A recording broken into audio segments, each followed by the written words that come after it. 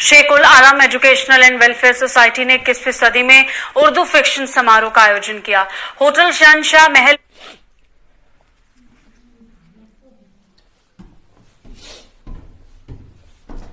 में समारोह का आयोजन किया गया। समारोह की अध्यक्षता डॉक्टर असगर हुसैन समून ने की।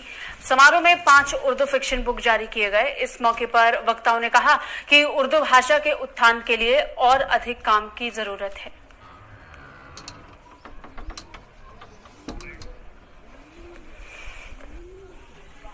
जी सर, आज प्रोग्राम के हवाले से बताएं। जी, यहाँ होटल शहनशाह पैलेस डेलगेट श्रीनगर में आज Sheikh ul Alam educational and welfare society के ज़ेर एहतमाम एक रोज़ा कौमी सेमिनार बउनवान उर्दू का नस्री अदब 21वीं सदी में का एहतमाम किया गया, जिसमें रियासत व बैरून रियासत के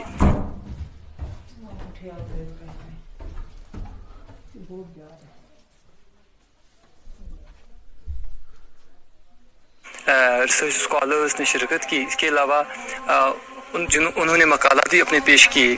5 किताबों का इजरा भी किया गया और जो मुकर्रीन हजरात सदूर हजरात यहाँ तशरीफ़ लाए थे, उनमें डॉक्टर असगर हसन सामून साहब मेहमान खुसूसी की हैसियत से शामिल हुए। इसके अलावा शफीका परवीन, वैशी सैयद, नज़ीर जौहर और दीगर शुरका, जिनमें मुश्ताक अहमद मुश्ताक और डॉक्टर एजाज अशरफ साहब तशरीफ़